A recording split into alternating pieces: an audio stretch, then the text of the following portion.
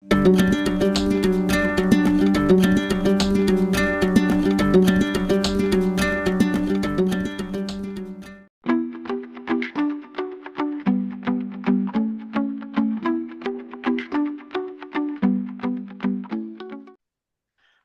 my name is Jennifer Shlomovich, and I specialize in helping vegans and aspiring vegans navigate the challenges of having a lifestyle different from the people around them.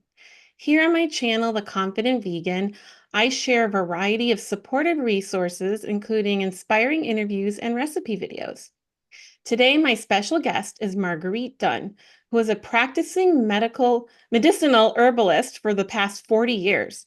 Marguerite has earned a double master's degree in education, a certification in herbology, and has been a Doctor of Naturopathy candidate. As an adjunct instructor of biology for 12 years in herbs and nutrition, she has given historic herb lectures, written articles, made media appearances, owned a health food store, been a regional manager for 3 of the major supplement brands, and had her own radio show called the Urban Herbalist. She has trained doctors, nurses, nurse practitioners, social workers, pharmacists, and health food industry stores teams. She's also a member of the American Herbalists Guild, the American Botanical Council, and the National Health Federation. Marguerite is also profiled as a featured herbalist in the recently published book, The New Healers by Barbara Stevens Barnum, and her first book, A Wild Thyme in the City, will be published later this year. Welcome, Marguerite.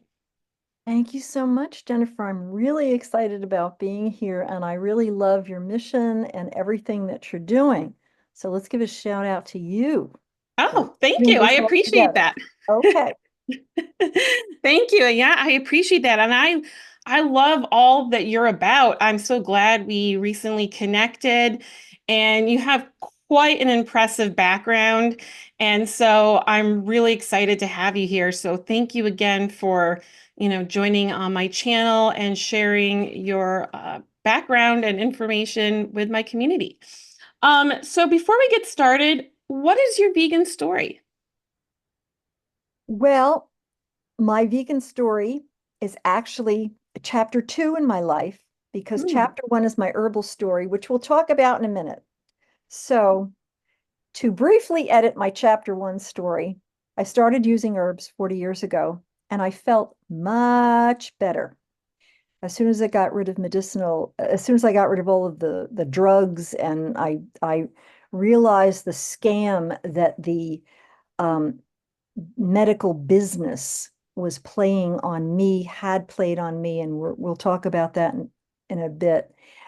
I really went for the plants. Now, one of the advantages I had then, Jennifer, was that the health food industry was not as built up and organized as it is today. So, in those days, I was lucky enough. I was born in Greenwich Village in New York City, and I was living there at the time when I began my journey. And I could only get herbs from stores, bulk herbs. Now, herbs are medical vegetables. Okay. Mm. I didn't know, I've never heard of one Native American shaman who'd wake up in the morning and say, oh, I have to go out and make a tincture. Okay. You just go out and you get the plants and you start eating them. And that's the system of herbalism that I had to start with. I mean, for anybody who's ever tasted golden seal, you will know that it tastes just like dirt. But in those days, I had to boil the root and drink it. And even though it was something to swallow, boy, did I feel good. And the thing is, the more herbs I used, the more my palate cleared and the better vegetables started tasting to me. And the other thing that happens is you lose that craving for those, a lot of sweets, a lot of sugar, a lot of junk. It's just not there. Okay. And there are days I wake up and I say, well, I've got to do more fruit today, or I've got to do more veggies, or I've got to have this today. And I can just feel it when I wake up. So I started using herbs, feeling better, and I started eliminating junky stuff. Now, I was in college, Do you know how hard it is to eliminate cheeseburgers, French fries, and a Coke when you're in college? I mean, Yeah. okay.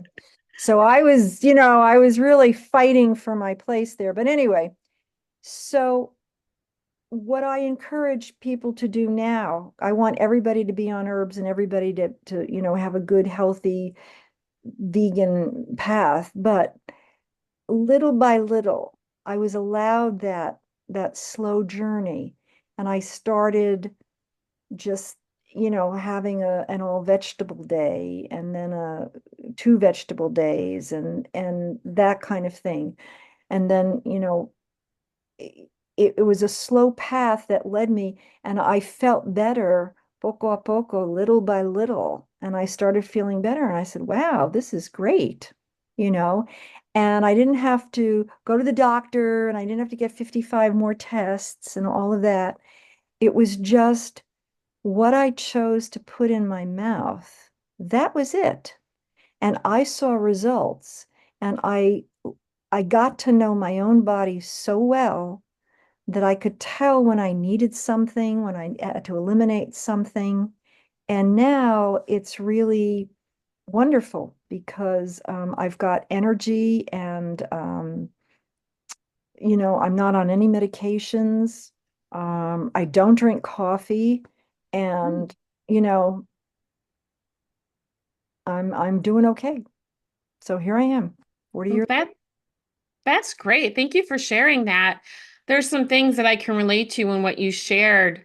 Um, for me, my vegan journey started with noticing how foods were just making me feel. And I Mhm. noticed that dairy was impacting my skin. I have rosacea and eczema. And so realizing how certain foods can trigger those skin conditions. And so I, as an experiment, decided to give up dairy for 30 days.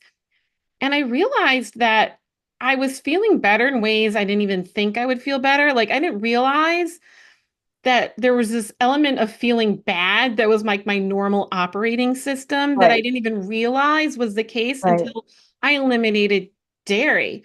And then when I would have dairy again, I felt instantly like that shift of how it made me feel.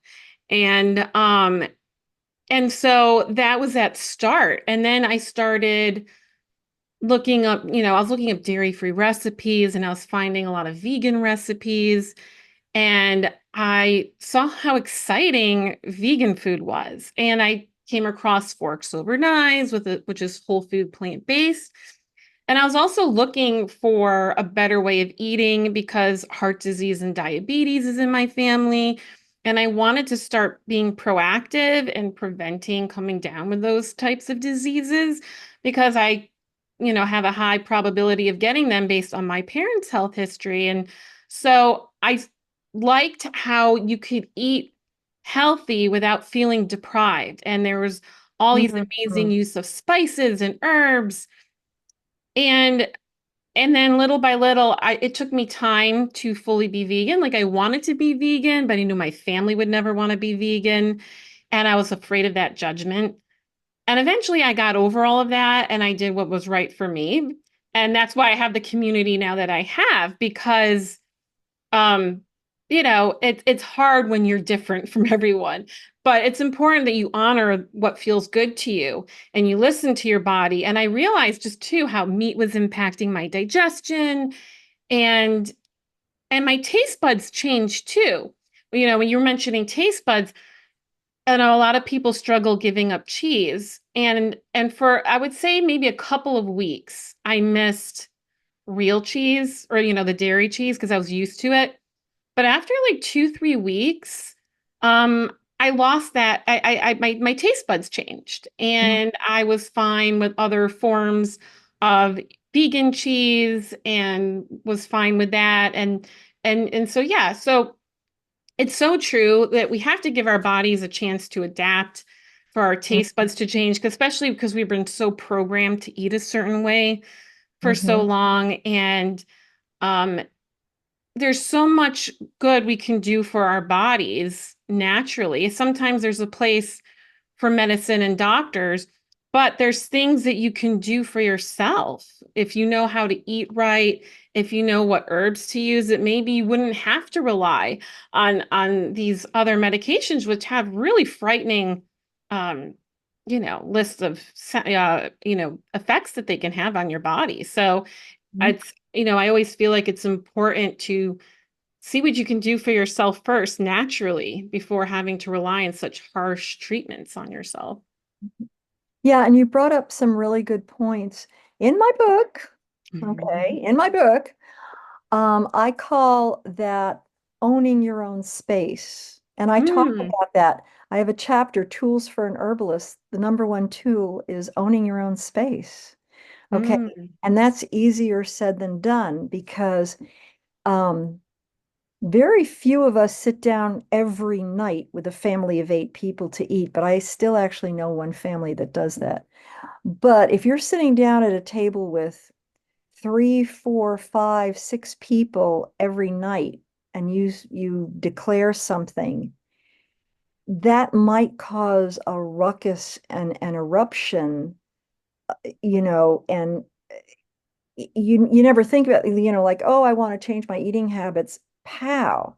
And the best shorthand analogy I can give you is it's no accident that, if you go into a drug treatment program or an alcohol treatment program, they'll often tell you to get away from the group you were hanging out with before because you want to start on a new path. Now, food mhm. is a little bit different because we can't stop eating food. We just have to make healthier choices. But it's a very, very good point that you know, part of it is owning your own space. And that's something that we have to do. And there are a lot of forces besides our family who are saying, you here are the things you have to eat, and here are the medicines you have to take, and here's the way you have to handle it. And those things aren't carved in stone. Believe God did not come down, and him and Mother Nature did not come down to earth and carve them in stone. They did come down to earth and they did put plants in the forest.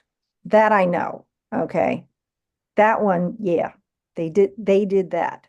So I'm with the plants. That's that.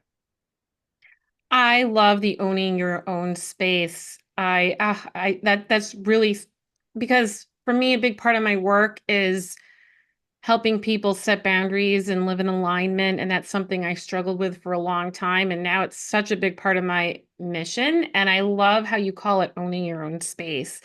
And I'm really excited to check out your book when it comes out because it sounds really, really great. It has a lot of useful tools in that. Um, The and yeah, day there's the day after Thanksgiving. the day after Thanksgiving is when it comes Day out. after Thanksgiving, it'll be on Amazon and also BookBaby, my publisher. You Oh, can go to nice. my website and get the information, but it's I'll coming. be sure to order it as soon as it's available. You do that and get a few copies for your friends. It's a great Christmas present. Yeah, it really does sound like a must read because I feel like it's so important to, focus on the things we have control over and getting to what you were saying, there's no one size fits all for anything, right? All our bodies are different. We have different needs and different requirements and our, like you mentioned before, sometimes you would crave needing more fruit or maybe a little more vegetables and our bodies are really smart systems. We just have to learn to tune into it and listen to it. If we're tired, you know, that's also a sign that, we need to rest in some capacity. And so there's other things, maybe we'd be less tired if we put the proper nutrition in there and had the right blend of herbs to help with some of the things that we could be struggling with. Um, and so, what can you share a little bit more about the book A Wild Thyme in the City and what inspired you to write this book? Well, what inspired me is, let's see. Do you want me? I'll read just the beginning that I Sure, wrote. yeah. Yeah, Or yeah, that'd be okay, great. Portrait of an Urban Herbalist as a Young Girl. One of my favorite places to meander is the dollar store. For $1, my imagination is tickled into enriching my collection of kitchen gizmos, gaudily adorning a friend's present, or tripling my number of gardening gloves. This retail hodgepodge is fit for a Monday morning writer's room on Cavalcade of Stars. One day, after stuffing my shopping cart with desk organizers, green and gold ribbons, and containers for on-the-road lunches, I happened to turn down the food aisle. A 30-something bedraggled mother, nearly 100 pounds overweight, was towing 3 noisy little children underfoot while carefully reading labels on soon-to-expire soup cans. She wiped the nose of the littlest one on his sleeve and scolded the hyper-eldest one, commanding, "Put those chips back." She was just treading water there, a portrait in frustration. Not an American scene envisioned by Norman Rockwell, yet a true-to-life American scene in the cityscape today. Unsupported, overstressed, and undereducated about nutrition, the single mom was doing the best she knew how to do. I remembered another 30-something mother I'd met after doing an herbal lecture at a prominent health food store in an upscale Long Island community. The neighborhood had manicured lawns and children whose after-school schedules were more complicated than the flight patterns above LaGuardia Airport in New York City. This woman who'd taken notes throughout my holistic healthcare lecture came to me afterwards and said, "You're living the life I want to live." She told me she still needed to get her family on the same page before trying anything new. My college students often lament that their dorm rooms only allow them hot plates and microwave meals. So how can they eat healthy? Then I thought, what if they were all taught about how to add good, powerful medical vegetables, herbs, to what they were eating right now? Then I thought about the written questions I get at my herbal lectures. What's a good herb for energy? I'm on 4 medications for depression and still depressed. Recovery from a C-section. Chills and cramps, my period. Viagra's too expensive, some herb? Why do I sneeze every time I open the Poughkeepsie Journal? Waking up at 3 a.m. Herbs to focus, but my son's okay if he's building model airplanes. Why do they serve and promote milk in so many schools instead of juice? His tongue only swells a little when he eats peanuts. Is that bad? Keep memory, back pain, acid reflux, allergies all year. My girlfriend lost 37 pounds on her diet, and I only lost 6. So that's what inspired me to write the book, that here were regular people with these things going on, these peccadillos in their healthcare.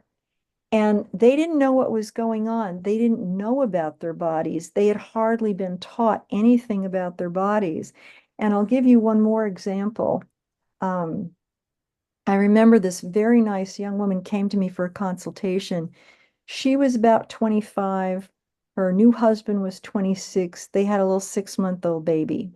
She was the mommy. She was staying home with the baby. He was the daddy. He was going out. He had just started a career in the insurance company. They had a little apartment. They were going to save their money for a couple of years for a nice down payment and buy a house and live happily ever after. Very nice. That's a nice little plan they've got going there. Why were they sick all the time? So I kept her talking. She was trying to buy better foods. She didn't have soda and other junk in the house. They were sick all the time. So I kept her talking. Finally, I said, "Well, where do you live in this apartment? Where is this apartment?" Their apartment was on top of a commercial automobile shop. So in and out all day were 10, 15 cars, trucks, gas fumes, soot, dust, clanging tools. Okay. And so her body was getting all of these extra toxins, pollutants, noise, frenzy. No wonder this baby was sick all the time. No wonder she and her husband were sick all the time.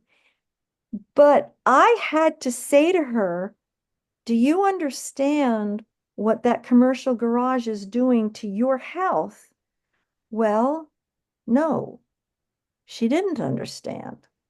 I had to go over that a couple of times and explain to her that it's bad enough the average American comes into contact with about 80,000 chemicals on a daily basis, Oh, and wow. that um, this environment was bad. And I said, look, I know you've got your little 5-year plan and I love it, but you and your husband must find a new place to live as soon as possible.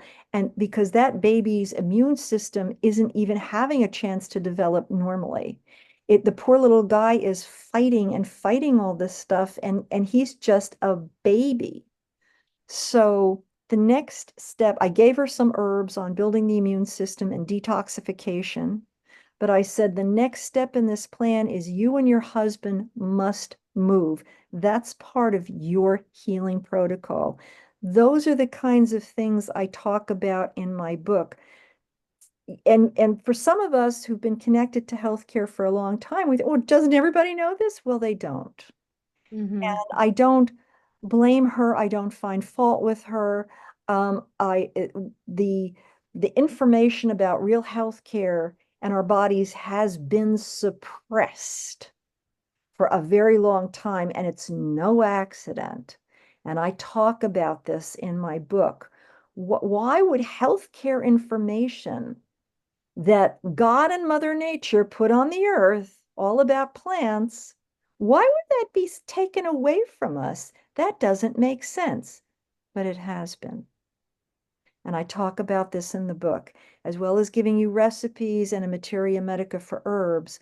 What's going on? Where did this start? You don't know about your body and the environment? That's nuts. That's absolutely nuts. That's a really great story that you shared. And I hope they were able to move out and be in a much better situation after that. Also, too, I think too, we think, oh, there's an apartment, it must be safe, right? We don't think about just, right? We think, oh, they wouldn't let someone live here if it wasn't safe. So sometimes we put too much trust in others. And it's important to do our due diligence in understanding these types of things. Can you share a little bit more about why this type of information has been suppressed? Well, sure. Let's talk about the Flexner report. Gee whiz, the Flexner report. Um, okay. Who the heck was Flexner? All right. Well, here's a little bit more. The late 1800s saw the birth of the men who built America on the History Channel. The Gilded Age monopolists Rockefeller, Vanderbilt, Carnegie, and J.P. Morgan began directing more than railroads, oil wells, and steel mills. By the turn of the 20th century, Rockefeller controlled 90% of all oil refineries, which had attracted experimentation and discoveries. Not only was the world's first plastic created as an offshoot of the oil industry, but an eye to the success of the newly discovered vitamins. With an eye to the success of the newly discovered vitamins, Rockefeller recognized the opportunity to produce chemicals and medicines from his monopoly. Yet Mm, Rockefeller knew he was facing a hard sell, since herbal remedies were still widely used and accepted in America. Almost half the doctors in medical colleges in the US were practicing holistic medicine using knowledge from Europe and Native Americans. So Rockefeller went to Carnegie to create a problem with a pre-planned solution to follow not far behind. The Carnegie Foundation sent out Abraham Flexner to travel around the states, visiting medical colleges and hospitals to ascertain the state of the art of medicine. So the Flexner report was written by Flexner, and he went around to all the medical schools in America and said, this one had good standards, this one didn't, with an eye to eliminating them. Also, this one's letting in too many women, and this one's letting in, we're not supposed to do that. I'll get to Black medical schools in a minute. hmm.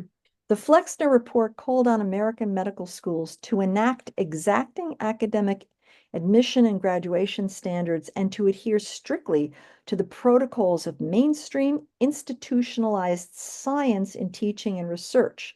Many American medical schools fell short of the standards advocated in the Flexner Report, and subsequent to its publication, nearly half of such schools merged or were closed outright. So homeopathy, osteopathy, eclectic medicine, and botanical therapies were derided. Some doctors were jailed. And in the 19th Wow. century, doctors who practiced, um, and I can see this, homeopathy, herbalism, and some of the new medicines, like I get it. In the 1800s, when morphine was discovered, it was a godsend. The appropriate use of pain medication is a godsend to humankind. So there were doctors who prescribed herbs, but they had morphine because, you might have been in the Civil War and had your leg blown off, okay? And so, Right. all right, no herb is going to take care of that. So there were doctors called eclectics at that time who practiced everything. They were derided. Um, so uh, the report concluded there were too many medical schools and too many doctors. A sad repercussion of the report was the reversion back to male-only admittance programs, effectively creating a smaller admission pool. To help with the transition and change the minds of other doctors and scientists, Rockefeller gave more than $100 million to colleges and hospitals, and founded a philanthropic front group called General Education Board. It was a classic carrot and stick approach. In a very short time, medical college were all streamlined and homogenized, and all the students were learning the same thing, and medicine was all about using patented drugs. Wow. Okay. And then they had a separate little chapter about Black medical schools. And let's see, no single document on medical education had more impact on the training of physicians than the Flexner Report on medical education in the United States and Canada. All right. Flexner visited 155 medical schools and made observations on admissions requirements, size and credentials, faculty, endowment funds. The medical care of, now I'm quoting from this that was written more than 100 years ago. I apologize to anybody because I know sometimes the word Negro nowadays has a different connotation, but this is the language, and it was a word of respect at that time. We're talking about 1901. So So, it's the context of what was right, the written. context. Yeah. Okay. Um, let's see. The medical care of the Negro race will never be wholly left to Negro physicians. Nevertheless, if the Negro can be brought to feel a sharp responsibility for the physical integrity of his people, the outlook for their mental and moral improvement will be distinctly brightened. But the physical well-being of the Negro is not only of the moment to the Negro himself. So, the pioneer work in educating the race to know and to practice fundamental hygienic principles must be done largely by the Negro physician and the Negro nurse. It is important that they both be sensibly and effectively trained at the level at which their services are now important. The Negro needs good schools rather than many schools, schools to which the more promising of the race can be sent to receive a substantial education in which hygiene rather than surgery, for example, is strongly accentuated. Wow. Okay, now here's my commentary on the rest of that report. There's more there. Flexner's recommendations was for Black medical students to focus on basic principles of health and hygiene. The implication was to restrict Blacks to an elementary form of practice. Without access to surgery and research, Black medical practice would be confined to rudimentary tasks. Consequently, Flexner's statements served to hinder Black physicians in the pursuit of more sophisticated endeavors. Allegedly looking to focus the efforts of African American medical professionals, Black medical schools were less about advanced studies and more about hygiene. It is known that when African Americans were enslaved and brought to the New World, they often spent their evenings hunting and gathering in the forests for their own food and medicine. Accustomed to the ethnobotany of Africa, they did develop their own vibrant nursing systems and healing remedies. They had to survive. With the advent of the Flexner's report, the additional information was largely left by the wayside, along with many promising, eager, bright African American students who were ready to be fully trained as educated doctors. Wow, that it's just so disturbing when you hear I mean, we know these types of things happened in history. There's a lot of horrible things that have happened in history. Um, and it's just, I never even heard of Flexner until you brought him up. And it's interesting how this person who really had a big role in changing things, we don't hear about him, or at least I never heard about him until you brought him up. Right, right. And the idea, of course, was to, um, it's like the magician isn't going to say, okay, here's how I did the trick. It was all of a sudden this information was suppressed. Yeah. And there's also the historical context. Okay, we can debate it, but let's go back 500 years ago. Okay, men were men and women were women. Okay, Yeah. daddy grabbed his bow and arrow or his rifle and he went out and he hunted. Mommy picked up her gathering basket and went out and gathered. In those days, actually, even though, men were men and women were women, there was actually more of a kind of respect for the roles that each person played. And women actually had more respect. And as time went on, women's work and women's knowledge was devalued, Mm-hmm. and it was, oh, it's only women's work. Oh, it was trivialized, just women's work. And that included this tremendous body of knowledge women had developed about healing, Mm-hmm. right? And all kinds of things. And, you know, that's one of the angles that Rockefeller and Carnegie used. Oh, well, drugs have been made by doctors and scientists, and women weren't allowed into those schools to get those degrees. All right. Right. So, oh, the plants are just women's work. Oh, that's just, well, wait a minute. Humankind evolved with plants all around us. That's what our bodies are used to. So to say that these contrived synthetic formulas that are extracts of elements of earth are better is nuts. That is not what was in Great Spirit's plan for the earth. It just Yeah. wasn't. Okay. So all of that has to be put into your brain pan when you're looking to understand why it's time for you to go down this path, or to just stick your big toe into the water and try some of this, okay? Understand that it was systematically, um, our consciousness, our culture was systematically stripped of this knowledge and these practices. It wasn't an accident. And these things have been here all along. And thank goodness that we're reclaiming this knowledge now. Okay. Mm-hmm. When people ask me, what do you do? I really say I'm an ethnobotanist practicing evolutionary herbalism. I'm using the plants the way they were put on the earth. And while I don't have to sew up my husband's flesh because he went out and got mauled by a bear today, I may have to make my husband a detoxification tea because we're living in a garage over a commercial um, car dealership and car shop, automobile shop. And so now I have to detoxify him from those fumes and chemicals. That's what it looks like today. All right. But hey, guess what? The herbs still work. The herbs still work.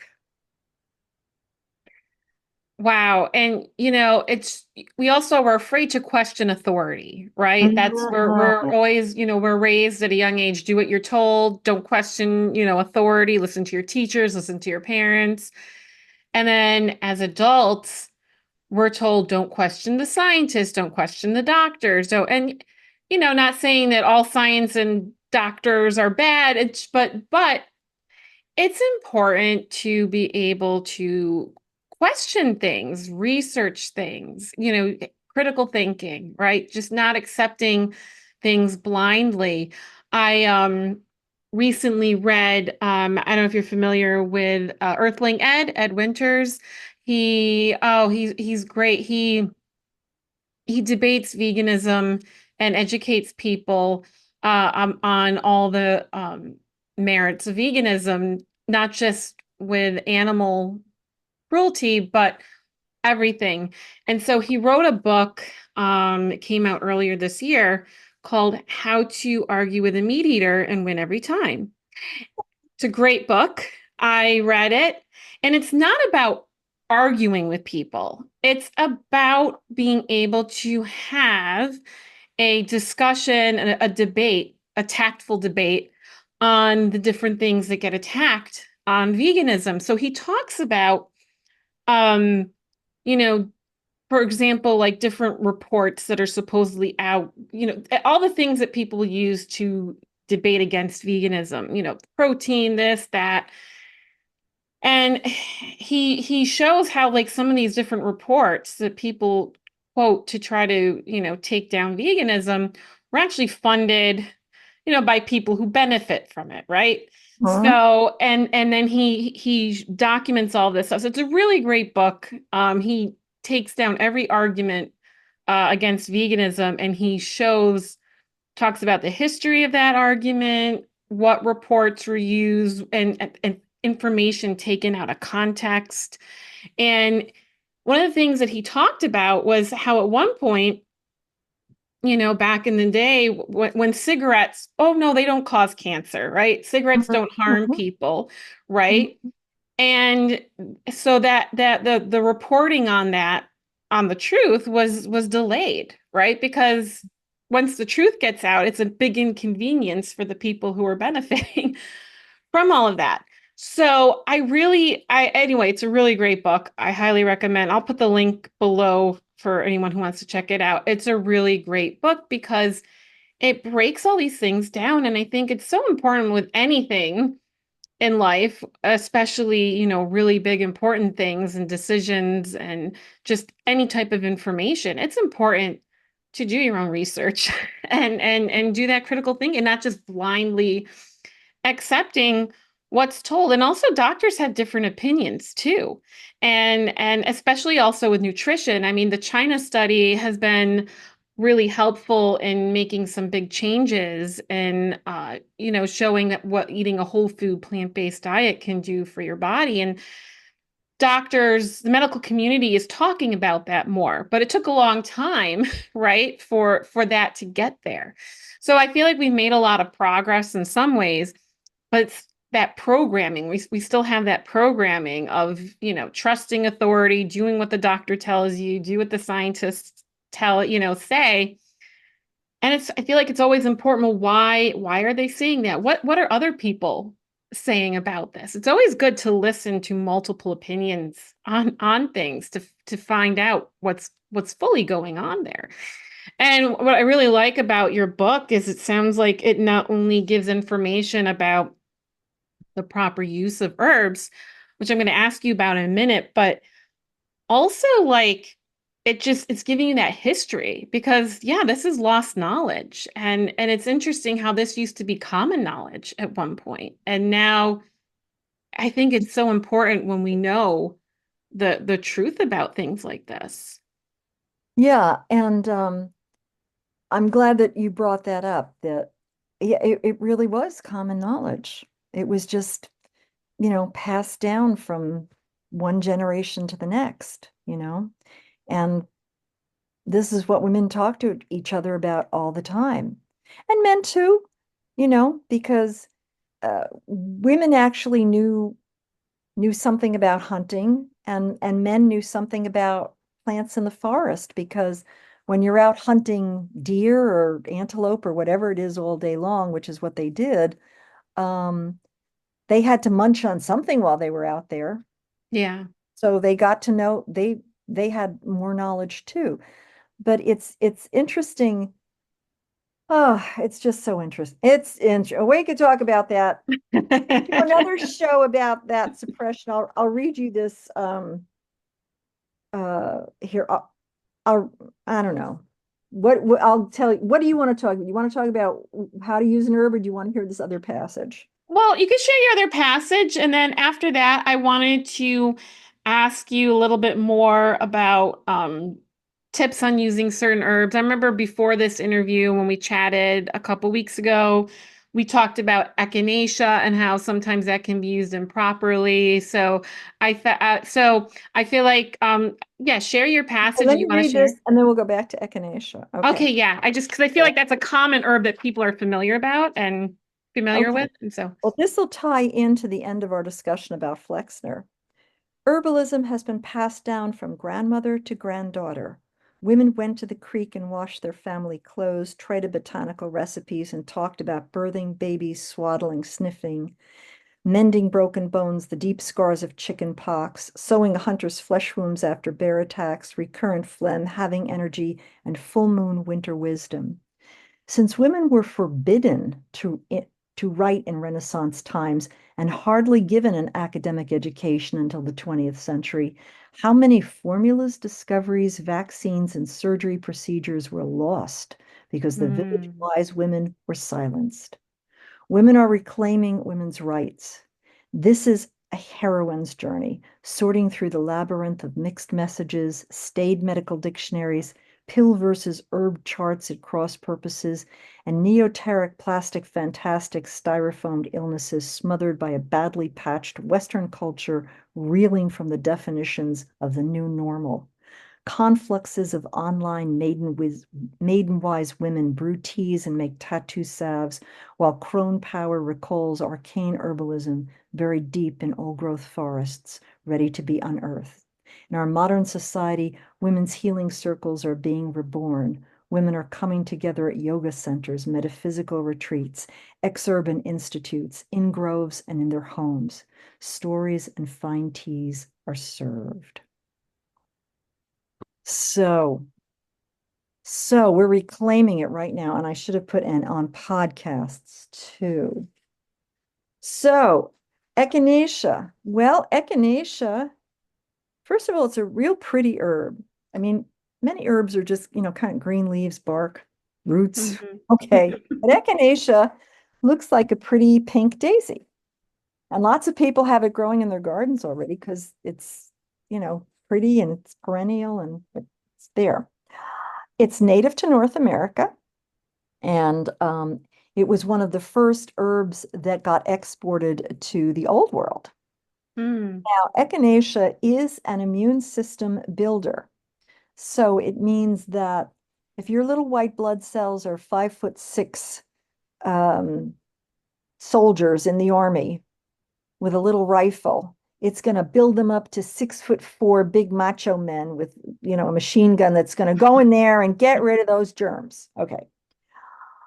And that's wonderful. Okay. Helps with the white blood cells, helps eliminate, it elevates the lymphatic filtration. It's been applied to blood poisoning, boils, canker sores, after chemotherapy, colon cancer, cystitis, gallbladder problems, goiter, gonorrhea, headaches, herpes, liver cancer, skin inflammation, and more. Um, and it's wonderful about removing morbid matter from the blood.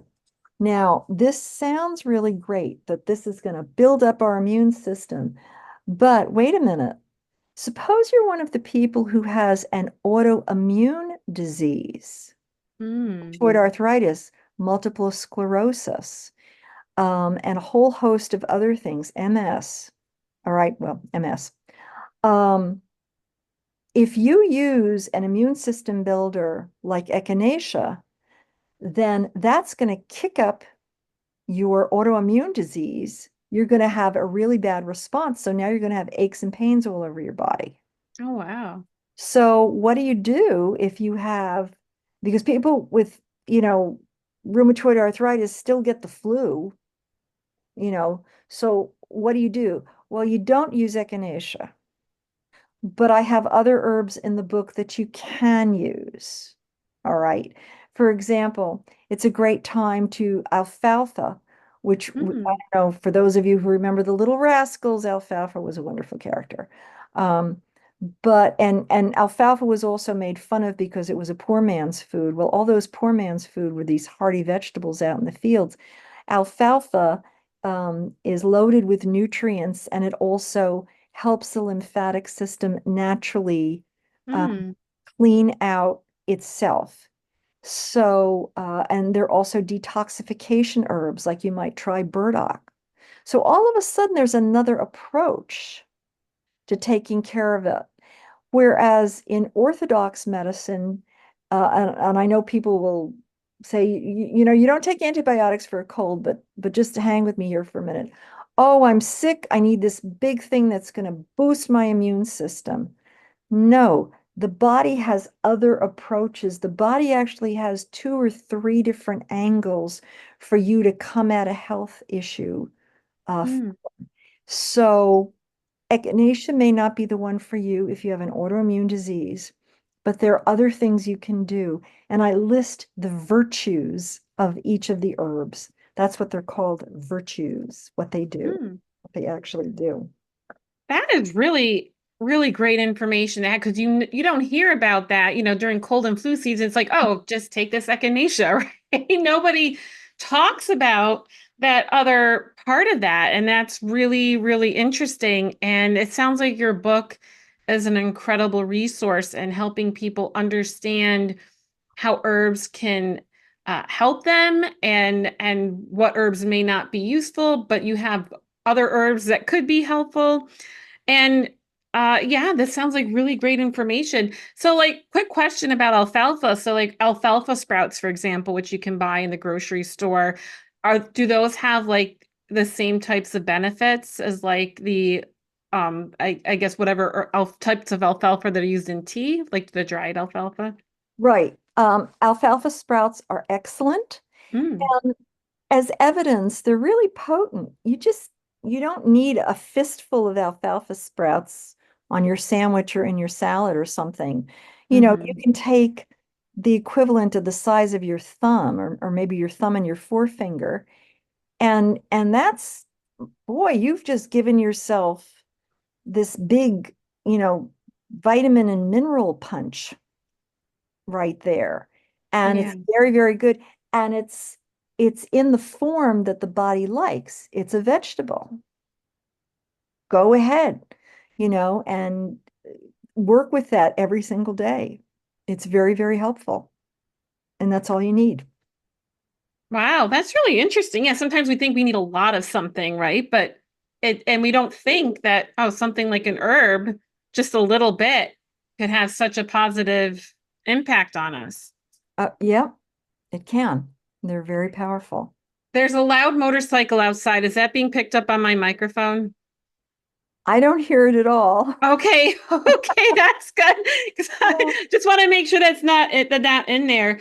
no. Um, I'm really enjoying our conversation. I feel like we could talk all day. I'm learning a lot from you, and it sounds like your book is going to be an incredible read, and I think everyone should get this because I feel like, this lost knowledge is important. And it's really great that you took this time to organize it so people can, you know, reclaim their personal space and take care of themselves because it's important to have this type of knowledge.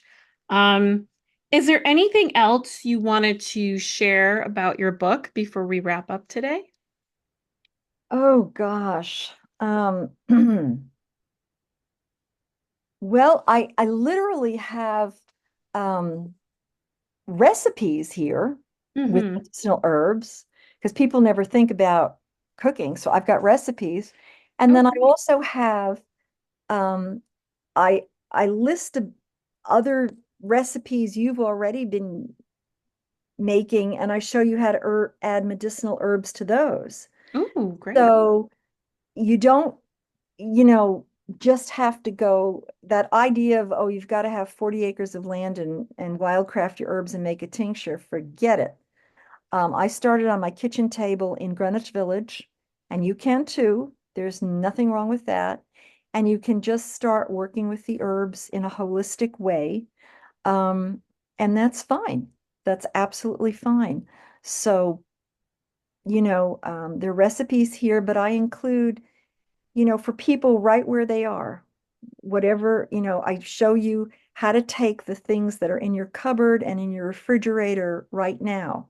Cans of soup, even if you've got frozen, we used to call them television dinners when I was a kid, TV dinners or frozen peas or whatever it is, I show you how to add herbs to those things. Oh, So, wow. you don't have to go out and spend $500 tomorrow restocking your refrigerator or something like that. Work with what you have. And if you transition slowly, it'll feel really easy and comfortable. Nobody's pushing you, and it'll work. So, I just want to say also, I'm on Instagram, Urban Herbalist 33. So please Okay, great. connect me on Instagram. My website is Urban Herbalist NYC, and it's in production because, the book is coming, but you can certainly take a look at it. But please, you know, subscribe to my Instagram account because I would love to have lots more people on that. And, you know, I wish everybody good luck on their healing path. Great. Thank you so much, Marguerite. I will also include the links to your website and your Instagram in the notes below the video here, so you can connect with Marguerite really easily. It was so great chatting with you. I'm so glad we connected. I'm really looking forward to reading your book when it comes out the day after Thanksgiving. Okay. And yeah, so thanks again for coming on, and thank you all for watching, and I'll see you next time. Bye for now. Bye.